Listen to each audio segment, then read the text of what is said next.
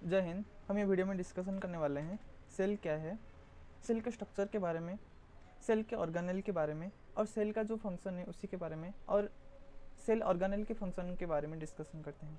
चले शुरू करते हैं। सेल क्या है? Cell is the structural and functional unit of life. Actually ये स्ट्रक्चरल क्यों है मैं आपको बता दूँ।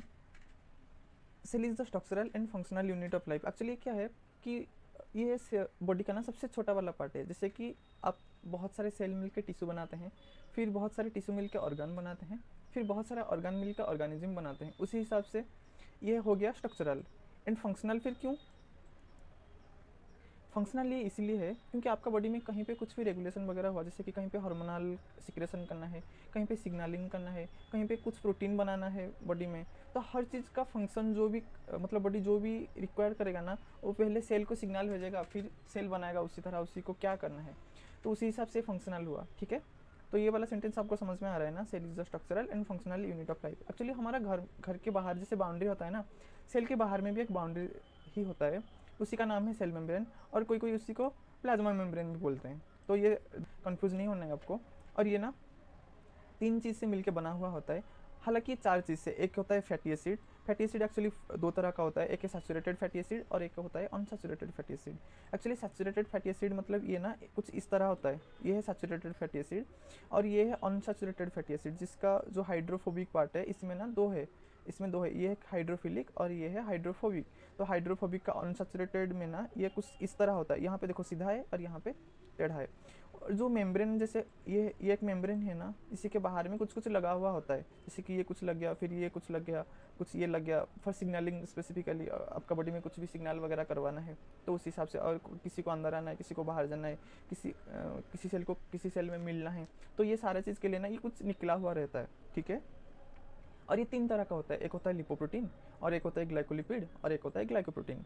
तो ये तीनों ना, इसका जो बेसिक है ये तीन चीज़ से फिर मिलके बना हुआ आता है, एक है लिपिड और एक है प्रोटीन और एक है कार्बोहाइड्रेट। ये तीनों को, लिपिड और प्रोटीन को आपने मिला दिए तो ये हो गया लिपोप्रोटीन, और लिपिड को और कार्बोहाइड्रेट को मिला दिए फिर ये हो गया ग्लाइकोलिपिड, और कार्बोहाइड्रेट प्रोटीन को मिला दिए ये हो गया ग्लाइकोप्रोटीन। तो कुछ इस हिसाब से ना हम इसको बोल सकते हैं लिपिड, प्रोटीन और कार्बोहाइड्रेट, ये तीन ना मेन है। उसी को लिपिड और प्रोटीन मिला दिए लिपोप्रोटीन, कार्बोहाइड्रेट लिपिड मिला दिए ग्लाइकोलिपिड, कार्बोहाइड्रेट प्रोटीन मिला दिए ग्लाइकोप्रोटीन। और study of cell is called cytology. Cyto मतलब है सेल और लॉजी का मतलब है लोगोस, लोगोस का मतलब है स्टडी, बायोलॉजी में हम लॉजी तो उस हिसाब से बायोलॉजी, बायो मतलब जो हमारा जो बायोलॉजिकल सिस्टम है, लॉजी का मतलब study, so study of biological system is called biology. तो उसी हिसाब से साइटो का मतलब है सेल और लॉजी का मतलब लोगस मतलब स्टडी। और ये बॉडी का सबसे छोटा वाला पार्ट है। यह बात आपको समझ में आया ना? ठीक है, ये ना बॉडी का सबसे छोटा वाला पार्ट है, जैसे कि मैंने आपको बताया, ये स्मॉलेस्ट यूनिट ऑफ बॉडी। और इसको पहले डिस्कवर्ड किसी ने किए थे? रॉबर्ट हुक ने किए थे, क्योंकि जिसी को सेल के बारे में कुछ भी पता नहीं था ना, उसी टाइम ये कॉर्क सेल में कुछ देखे कि उसके बाद बहुत सारे साइंटिस्ट आए, और ये एंटोनी वन लुइनहॉक ये लिविंग सेल में फिर बाद में डिस्कवर किए कि, और ये सबसे सेल डिवीजन कहाँ पे ज़्यादा होता है? एक्चुअली देखो, हमारा बॉडी जब ग्रो करता है कहीं पे सेल डिवीजन होता है, और सेल डिवीजन दो तरह का होता है, एक होता है माइटोसिस और एक होता है मेयोसिस। माइटोसिस और मेयोसिस को हम एक अलग चैप्टर में समझाएंगे। हालांकि आप ये समझ लीजिए यहाँ पे ये दो तरह का सेल डिवीजन होता है, माइटोसिस और मेयोसिस। अगर आपको मेयोसिस जर्म सेल में होता है और माइटोसिस उसी को छोड़ के हर मतलब बॉडी का सभी जगह पे होता है। ठीक है, जर्म मतलब हमारा जो स्पर्म और जो ओवारियन सेल है ना, वहीं पे होता है मेयोसिस, और बॉडी का आपका बॉडी में कहीं पे घाव वगैरह हो गया या कुछ भी हो गया तो वहीं पे माइटोसिस होता है। ठीक है, सेल ना कहीं कहीं पे बहुत बड़ा होता है और कहीं कहीं पे बहुत छोटा होता है। अगर आपको पूछा जाए एग्जाम में कि सबसे बड़ा वाला सेल कौन है, तो ये है आपका ऑस्ट्रिच एग। ठीक है, जिसका वज़न शायद 750 ग्राम के आसपास कुछ है, आप नेट में चेक कर लीजिए। और माइकोप्लाज्मा, माइकोप्लाज्मा सबसे छोटा वाला सेल है, सबसे छोटा वाला ये। ओके, ठीक है, चलें आगे। देखो ये है सेल, ये सेल का बाहर में ये जो है ना, इसी को हम प्लाज्मा मेम्ब्रेन बोलते हैं। और सबसे सेंटर वाला पार्ट है न्यूक्लियस। न्यूक्लियस के अंदर फिर एक डेंस वाला पार्ट है जिसको हम न्यूक्लियोलस बोलते हैं। और ये है माइटोकॉन्ड्रिया, ये है लाइसोसोम, ये है गोल्गी बॉडी, ये है एंडोप्लाज्मिक रेटिकुलम, जिसमें थोड़ा थोड़ा कुछ डॉट डॉट वगैरह रहता है ना, उसी को रफ एंडोप्लाज्मिक रेटिकुलम बोलते हैं। जिसमें कुछ भी नहीं रहता है उसी को स्मूथ एंडोप्लाज्मिक रेटिकुलम बोलते हैं। ये कुछ सेंट्रियोल्स, चलो उसी के बारे में थोड़ा और, हाँ ये और एक चीज़ बता दूँ, ये जो प्लाज्मा मेम्ब्रेन है ना, ये आपको सिर्फ सेल के बाहर में नहीं, ये जो सेल ऑर्गेनेल है उसी के बाहर में मिलेगा। हाँ, हालांकि ये हो सकता है कि किसी किसी में सिंगल लेयर का होता है और किसी किसी में डबल लेयर का होता है, पर ये होता है सभी सेल ऑर्गेनेल और सेल में भी, मतलब दोनों में होता है। ठीक है, आगे चले। सेल मेम्ब्रेन क्या है ना, ये सेल का बाहर वाला पार्ट है। जैसे कि मैंने पहले बता चुका हूँ, ये बाउंड्री की तरह काम करता है और इसी को ना प्लाज्मा मेम्ब्रेन भी कोई कोई बोलते हैं। और ये जो मेम्ब्रेन है ये सभी ऑर्गेनेल्स में भी मिलता है, जैसे कि माइटोकॉन्ड्रिया हो या राइबोसोम हो, लाइसोसोम हो, मतलब सभी का। हाँ, ये है कि किसी किसी में डबल लेयर होता है और किसी किसी में सिंगल लेयर होता है, जो कि मैं ऑलरेडी पहले बता चुका हूँ। और ये जो मेम्ब्रेन है ना, उसी के अंदर कुछ कुछ चैनल्स वगैरह रहता है। एक्चुअली चैनल क्या है, ये कुछ दरवाजे की तरह काम करता है। अगर किसी को अंदर आना है और किसी को बाहर जाना है, तो ये चैनल, जैसे कि aquaporin, आप बॉटनी में पढ़ेंगे, aquaporin जो एक वाटर चैनल की तरह काम करता है, वाटर को स्पेसिफिकली अंदर आने के लिए और जाने के लिए। हाँ, ये फिर बाद में आते हैं सेल वाल। एक्चुअली ये सबसे बड़ा कंफ्यूजिंग टर्म होता है कि सेल मेम्ब्रेन और सेल वाल में क्या डिफरेंस है। मैं आपको बता दूँ, सेल वाल ना स्पेसिफिक मतलब प्लांट में ही मिलता है और सेल मेम्ब्रेन एनिमल में ही मिलता है। ठीक है, ये ओनली प्लांट में ही मिलता है और इसका मतलब दोनों का फंक्शन एक ही है कि प्रोटेक्शन देना। जैसे कि बाउंड्री का काम भी तो वही होता है कि अंदर जो भी रहे उसी को प्रोटेक्शन देना है। और ये सेल मतलब प्लांट सेल का जो सेल है ना, वो मेड अप ऑफ सेल्यूलोज होता है। और बैक्टीरिया में भी तो यही होता है ना, सेल मेम्ब्रेन। और उसी को हम ग्लाइकोलिपिड मतलब ये बना हुआ होता है किसी में ना, पेप्टिडोग्लाइकन और लिपोपोलीसैकेराइड में। ठीक है, मैं इरेज कर देता हूँ, आप स्क्रीनशॉट ले लो। आपके लिए ना हर चीज़ बहुत अच्छा से डिजाइन किया हुआ है, स्क्रीनशॉट ले लो। फिर आता है सेल ऑर्गेनेल। सेल ऑर्गेनेल क्या है ना, सेल के अंदर जो भी रहता है, जैसे कि मतलब बाउंड्री के अंदर जो भी रहता है ना, उसी को सेल ऑर्गेनेल बोलते हैं। मतलब सेल के अंदर जो रहता है सेल ऑर्गेनेल बोलते हैं, जैसे कि माइटोकॉन्ड्रिया हो, गोल्गी बॉडी हो, इस तरह से। माइटोकॉन्ड्रिया को पहले ना रिचर्ड ऑल्टमैन ने डिस्कवर किया था और इसका मेन फंक्शन है कि पावर हाउस, और इसको हम पावर जनरेटर भी बोलते हैं। एक्चुअली क्या है ना, ये दो लेयर का होता है, जैसे कि मैंने बता चुका हूँ कि सेल मेम्ब्रेन, ये भी तो सेल मेम्ब्रेन ही है ना, क्योंकि ये सेल ऑर्गेनेल है और सेल ऑर्गेनेल में भी सेल मेम्ब्रेन होता है। ठीक है, और ये डबल लेयर का होता है, बाहर बाहर वाला एक है और अंदर वाला थोड़ा अंदर से घुसा हुआ है, और इसी को ही हम बोलते हैं क्रिस्टी। इसमें ना कुछ छोटा छोटा एक लगा हुआ रहता है और इसी को हम बोलते हैं F0F1 पार्टिकल। जब ये F0 मतलब ये F0F1 पार्टिकल, ये है F0F1 पार्टिकल और ये है मेम्ब्रेन, इसी को हम बोलते हैं F0 और इसी को बोलते हैं हम F1 पार्टिकल।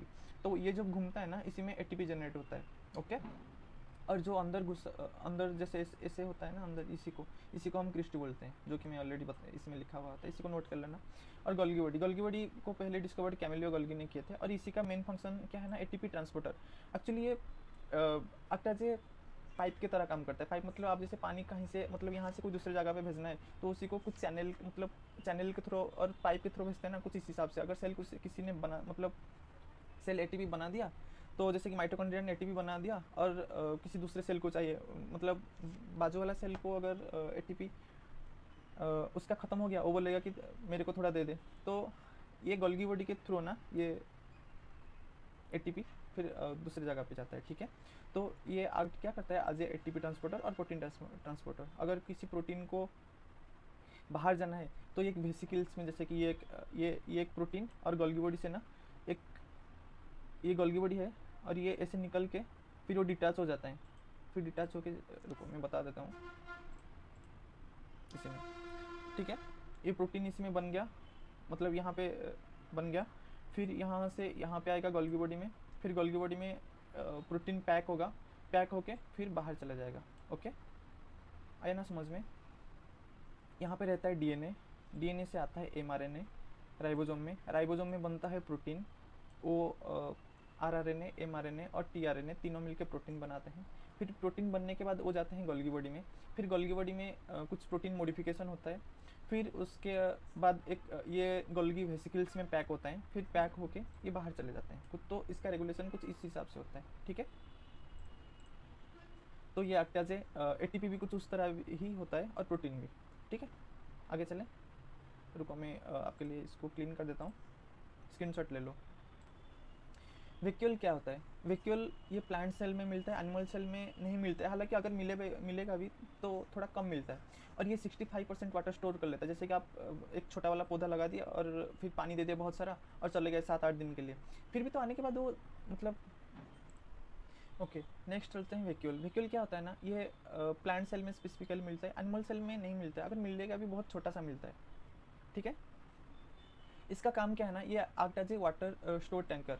क्योंकि देखो मैं आपको एक एग्जांपल के तहत समझाता हूँ। आपका घर में तो बहुत सारा पेड़ पौधा रहता है, आप कभी कभी ऐसा होता है ना कि अरे याद नहीं आया, मैंने पानी नहीं दिया, फिर भी प्लांट को कुछ भी नहीं होता है। क्यों पता है क्या? ये कभी कभी उसके अंदर जो स्टोर कर लिया ना वाटर, ये उसी को यूज़ कर लेते हैं। मतलब उसी को जब वाटर डेफिशिएंसी लगा तो ये उसके अंदर में जो व्हीकल रहता है ना, व्हीकल के अंदर वाटर जो स्टोर होकर रहता है, उसी को ये यूज़ कर लेते हैं फॉर उसका जो खाना बनाने के लिए, ठीक है। और खाना किस में बनता है? क्लोरोप्लास्ट में, ओके। और इसी में तो पानी चाहिए भाई। तो ये कहाँ से पानी लेते हैं? ये व्हीक्यूल से ही पानी ले लेते हैं। फिर बहुत दिन के बाद अगर आप पानी नहीं देंगे तो प्लांट झुलस ही जाएगा ना। तो कुछ दिन के लिए, जैसे अगर आप आज नहीं याद नहीं आया तो ठीक है, चल जाएगा, क्योंकि उसमें व्हीक्यूल है, ओके। और ये बहुत बड़ा मिलता है, बहुत बड़ा वाला प्लांट में, ओके। सो ये act as water tanker. Centrosome, centrosome क्या होता है ना, ये सेल डिवीजन के काम में आता है। जैसे कि अगर कोई सेल को डिवाइड होना है तो ये सेंट्रोजोम क्या करते हैं, ये दो साइड में चले जाते हैं, यहाँ पे और यहाँ पे चले जाते हैं। और ये जो डीएनए है ना, उसी को ये अलाइन कर देते हैं सेंटर में। फिर ये स्पिंडल फाइबर, रुको 1 मिनट, फिर ये स्पिंडल फाइबर कनेक्ट कर लेते हैं सभी डीएनए के साथ और दोनों तरफ खींचते रहते हैं, ओके। दोनों तरफ खींचने के बाद क्या होता है ना, सेल कुछ इस तरह से हो जाता है, थोड़ा थोड़ा ये डिवाइड हो जाता है, मतलब ऐसे ऐसे हो जाता है। फिर अगले स्टेप में मतलब इसके अंदर डीएनए आ गया पूरा, इसी के अंदर पूरा डीएनए आ गया। अगर ये खींचा दोनों दोनों साइड, इसी को ही हम सेंट्रोमियर बोलते हैं, खींचा, फिर अगले स्टेप में ये दोनों अलग हो जाते हैं। तो सेंट्रोमियर का काम क्या होता है ना, ये सेल डिवीजन में बहुत काम आते हैं। और ये ज़्यादा मिलते हैं लिवर में, क्योंकि लिवर ना एक डिटॉक्सिफाई की तरह काम करता है, ओके। और ये कहाँ पे नहीं मिलता? ब्रेन सेल में। तो आपका ध्यान में ये भी आ रहा होगा, अगर ब्रेन में सेल डिवीजन नहीं होता है तो ब्रेन कैंसर फिर कैसे होता है? देखो ब्रेन में ना 5% गिलियन सेल होता है, ओके। तो 95 ब्रेन सेल में ना ये सेंट्रोजोम नहीं होता है और 5% गिलियन सेल में सेल डिवीजन होता है, ठीक है। तो वही वही 5% ना, ये जब सेल डिवीजन करते हैं कभी कभी ये म्यूटेट हो जाते हैं। अगर म्यूटेट हो गया तो फिर कैंसर हो जाता है। हालांकि ये स्पेसिफिकली सेंट्रोजोम का डिस्फंक्शन के कारण नहीं, कभी कभी ये स्ट्रेस के कारण भी ऐसा होता है, कभी कभी एजिंग के कारण भी होता है। तो कुछ इस तरह ही काम करता है ये, ओके। उसी को स्क्रीनशॉट ले लो, मैं इरेज कर देता हूँ सभी, ओके।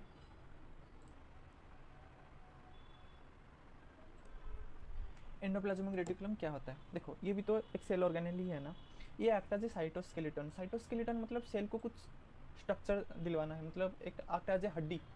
आप इस तरह भी बोल सकते हैं कि ये सेल को एक हड्डी की तरह काम करते हैं। और ये ना दो तरह का होता है, एक होता है स्मूथ एंडोप्लाज्मिक रेटिकुलम और एक होता है रफ एंडोप्लाज्मिक रेटिकुलम। जिसमें राइबोसोम रहता है उसी को हम रफ एंडोप्लाज्मिक रेटिकुलम बोलते हैं, और जिसमें राइबोसोम नहीं रहता है उसी को हम स्मूथ एंडोप्लाज्मिक रेटिकुलम बोलते हैं, ठीक है। ये न्यूक्लियस में ही अटैच होकर रहता है, क्योंकि न्यूक्लियस में डीएनए रहता है, फिर डीएनए से आया एमआरएनए, और एमआरएनए में है राइबोसोम। राइबोसोम का स्ट्रक्चर कुछ इस तरह होता है, ये होता है ये भी दो तरह का होता है, एक होता है 70s और 80s। तो ठीक है, ये इसी के अंदर ही रहता है राइबोसोम। एमआरएनए आया, फिर टीआरएनए, ये तीनों मिलकर प्रोटीन बनवाते हैं। फिर ये प्रोटीन बनने के बाद ये भेजते हैं किसी को, मतलब ये रफ एंडोप्लाज्मिक रेटिकुलम में ना प्रोटीन बन गया, फिर ये स्मूथ एंडोप्लाज्मिक रेटिकुलम में जाते हैं फॉर पोस्ट ट्रांसलेशनल मॉडिफिकेशन। आपको तो ये सेंट्रल डॉग्मा पता होगा, डीएनए से हुआ आरएनए, आरएनए से फिर हुआ प्रोटीन, और फिर प्रोटीन अगर कहीं पे कुछ भी काम करवाना है तो ये गल्गी बॉडी जो मतलब गल्गी वेसिकल्स में पैक होके ये जाते हैं, ठीक है। आगे चले, ओके। एंडोप्लाज्मिक रेटिकुलम क्या होता है? ये ना एक साइटोस्केलेटन की तरह काम करता है। साइटोस्केलेटन जैसा मतलब आपका बॉडी में हड्डी होता है ना, उस तरह इसी को ही साइटोस्केलेटन बोलते हैं। तो ये सेल का हड्डी की तरह काम करता है, मतलब सेल को एक शेप देता है, ओके। देखो एंडोप्लाज्मिक रेटिकुलम अगर मैं आपको बता दूं, ये है एंडोप्लाज्मिक रेटिकुलम। ओके, कहाँ गया वो? ओके, यही है एंडोप्लाज्मिक रेटिकुलम। ये है एंडोप्लाज्मिक रेटिकुलम, और ये दो तरह का होता है। मैंने आपको बताया था ना कि स्मूथ एंडोप्लाज्मिक रेटिकुलम और रफ एंडोप्लाज्मिक रेटिकुलम। ये है रफ एंडोप्लाज्मिक रेटिकुलम, मतलब जिसमें राइबोसोम है, और ये है स्मूथ एंडोप्लाज्मिक रेटिकुलम जिसमें राइबोसोम नहीं है। ओके, और ये एक चैम्बर प्रोवाइड करता है प्रोटीन सिंथेसिस के लिए। जैसे कि यहाँ पे ना ये न्यूक्लियस से डीएनए रहता है, फिर ये डीएनए से आया एमआरएनए, और यहीं पे है राइबोसोम। राइबोसोम एमआरएनए को कुछ इस तरह से पकड़ के रखता है। ओके, और यहाँ पे इसको आरआरएनए बोलते हैं, और फिर टीआरएनए, तीनों मिलकर प्रोटीन बनाते हैं। ओके, और एंडोप्लाज्मिक रेटिकुलम दो तरह का होता है, स्मूथ और रफ। जिसमें राइबोसोम है उसी को रफ बोलते हैं, जिसमें राइबोसोम नहीं है उसको स्मूथ बोलते हैं। ओके, स्ट्रक्चर है ये सिस्टम है और वेल डेवलप्ड ट्यूबुल से एंड वेसिकल से, तीनों मिलकर इसका स्ट्रक्चर बना हुआ होता है। और इसका फंक्शन स्पेसिफिकली लिपिड बायोसिंथेसिस, ये आपको एग्जाम में जरूर आएगा, स्क्रीनशॉट ले लेना। Phospholipid, triglycerol and steroid biosynthesis के लिए भी इसका बहुत काम है। और डिटॉक्सिफिकेशन ऑफ ड्रग, जैसे कि आपने ड्रग खा ली, जैसे कि आपको अगर 5 mg चाहिए था, फिर भी आप कभी कभी क्या होता है ना कि थोड़ा ज़्यादा ड्रग ले लेते हैं, जैसे कि 8 mg ले लिया, फिर 3 mg तो ज़्यादा हो गया ना, तो उसी को डिटॉक्सिफाई करना भी तो जरूरी है। तो उसी का काम करता है कौन? Endoplasmic reticulum. ये स्टोर करता है कैल्शियम आयन, और ग्लाइकोजन मेटाबॉलिज्म में भी ये हेल्प करता है, जैसे कि ग्लाइकोलिसिस। और राइबोसोम के बारे में पढ़ते हैं, जैसे कि मैंने आपको बता दिया था कि ये दो तरह का होता है, एक होता है स्मूथ एंडोप्लाज्मिक रेटिकुलम और एक होता है रफ। रफ में तो राइबोसोम ही मिलता है। तो ये act as a protein factory, जैसे कि ये चैम्बर प्रोवाइड करता है, और ये तीनों मिलकर बना हुआ होता है, एमआरएनए, टीआरएनए और आरआरएनए। और ये राइबोसोम ना प्रोकैरियोट में कुछ अलग है और यूकैरियोट में कुछ अलग है। तो यूकैरियोट में जो होता है ना ये 80s होता है, और प्रोकैरियोट में ये 70s। मैंने आपको बताया था ना ये दो चैम्बर देता है। तो ये क्या है ना, प्रोकैरियोट्स में ये 40s है और ये 60s होता है, और यूकैरियोट्स में ये 50s और ये 30s। ओके, ये लिख लेना, ये जो नाम है ना। पर बेसिकली आपको यही ये आएगा, उससे ज़्यादा नहीं आएगा। ये 60s 40s याद कर लेना, और यूकैरियोट्स में 50s 30s ये याद कर लेना। इसको नोट्स में मत डालना, ये ज़रूरत नहीं है, मैं मिटा देता हूँ इसको। ओके, आगे चले। न्यूक्लियस। न्यूक्लियस डिस्कवर्ड किसने किए थे? रॉबर्ट ब्राउन ने किए थे। और न्यूक्लियस का बाहर में जो सेल मेम्ब्रेन है ना, उसी को न्यूक्लियर मेम्ब्रेन बोलते हैं। ओके, और ये सेल को कंट्रोल करता है, मतलब कहीं पे कुछ भी रेगुलेशन वगैरह चाहिए, हार्मोन सिक्रेशन या प्रोटीन सिंथेसिस और सिग्नलिंग या कुछ भी हो, तो ये सभी सेल को ही बोलते हैं। तो सेल फिर उसके बाद एमआरएनए बनाता है, फिर एमआरएनए से प्रोटीन, फिर इस तरह से काम करते हैं। ओके, तो सेल का सबसे कंट्रोलर है कौन? न्यूक्लियस। जैसे कि घर में जैसे होता है ना कि मम्मी, उस तरह। ओके, और न्यूक्लियस के अंदर में भी एक रहता है न्यूक्लियस, इसी को न्यूक्लियोलस बोलते हैं। ओके, मैं आपको एक डायग्राम दिखाता हूँ। ये है सेल, सेल के अंदर है न्यूक्लियस, और न्यूक्लियस के अंदर ये है सेल, सेल के अंदर न्यूक्लियस, और न्यूक्लियस के अंदर में एक डेंस पार्ट होता है ना, उसी को न्यूक्लियोलस बोलते हैं। ओके, और ये ज़्यादा पार्ट प्रोटीन कवर करके रखता है, लगभग 80%, और डीएनए आरएनए 10%। ओके, ये 10% नहीं है, 20% है। ये है न्यूक्लियस के अंदर डेंस वाला पार्ट, मतलब यहाँ पे स्पेसिफिकली आपको यूक्रोमाटिन मिल जाता है, सॉरी हेटेरोक्रोमाटिन मिल जाता है। ये यहाँ पे जो डीएनए वगैरह रहता है ना, उसी को यूक्रोमाटिन बोलते हैं। ओके, यूक्रोमाटिन मतलब ये ज़्यादा एडवांस है, मतलब ये जब भी प्रोटीन सिंथेसिस होगा ना, पहले यूक्रोमाटिन होता है, फिर बाद में हेटेरोक्रोमाटिन होता है। Okay, lysosome. लाइसोसोम को किसने डिस्कवर किए थे?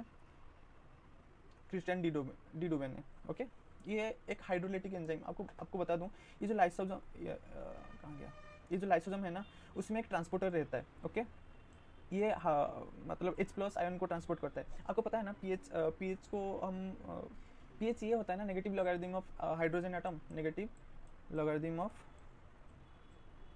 Hydrogen atom. अगर इसमें ज़्यादा हाइड्रोजन एटम रहा तो ये ज़्यादा एसिडिक होता है, अगर कम हाइड्रोजन रहा तो वो बेसिक होता है। तो इसी के अंदर ना ज़्यादा पीएच मिलता है। क्यों, बताता हूँ। और यहाँ पे जो ट्रांसपोर्टर लगा है लाइसोसोम में, ये स्पेसिफिकली हाइड्रोजन को ही ट्रांसपोर्ट करता है बाहर से अंदर आने के लिए। और फिर यहाँ पे कोई अगर किसी को डिटॉक्सिफाई करना है, या और किसी को कोई भी सेल ऑर्गेनेल को मतलब मारना है, तो ये वेसिकल्स के थ्रू आता है। ओके, इसमें हाइड्रोलाइटिक एंजाइम मिलता है, और ये बैक्टीरिया को किल करता है। और डिस्फंक्शन, जो भी सेल ऑर्गेनेल काम नहीं करता, जैसे कि माइटोकॉन्ड्रिया काम करते करते मर गया, तो उसी को डिग्रेड भी तो करना जरूरी है, तो फिर वो एक वेसिकल के तरह, वेसिकल में कवर होके लाइसोसोम के पास आते हैं। ओके, अगर कभी कभी क्या होता है ना, सेल काम ही नहीं करता है। ओके, तो उसी को अगर कोई भी सेल काम नहीं करा तो उसी को मानना भी तो जरूरी है ना। When cell no work leads to death is called apoptosis, cause program program cell death, ये लिख लेना ये नोट्स में कि प्रोग्राम सेल डेथ को हम अपोप्टोसिस बोलते हैं, और इसी को कौन करवाता है, यही लाइसोसोम। ओके, ये एक्चुअली दो तरह का होता है लाइसोसोम में ना। ये देखो, जैसे कि किसी को अंदर आना है ना, ये जैसे कि एक माइटोकॉन्ड्रिया है, उसी के ऊपर एक कवर हो गया है, जैसे कि कैथलीन। ओके, ये कवर हो गया है, कवर होके अंदर आया है, फिर इसको एंडोसाइटोसिस किया, मतलब इसी को पूरा किसी कुचल दिया, पूरा कुचल के फिर बाहर फेंक दिया। ओके, ये लाइसोसोम है ना, उसी में एक ट्रांसपोर्टर लगा हुआ होता है। ये एक ट्रांसपोर्टर होता है जो हाइड्रोजन एटम को, मतलब हाइड्रोजन जो है ना H+ आयन, उसी को अंदर आने में हेल्प करता है। क्यों? क्योंकि अंदर का जो pH है ना, उसी को बढ़ाना है। अगर H+ आयन बढ़ेगा तो इसी का pH बढ़ेगा, अगर pH बढ़ेगा तो उसी को काटने में मदद होगा, मतलब सेल को काटना भी तो चाहिए। ओके, एक्चुअली ये दो तरह का होता है। एक होता है मतलब एंडोसाइटोसिस दो तरह का होता है, एक होता है पिनोसाइटोसिस और एक होता है फागोसाइटोसिस।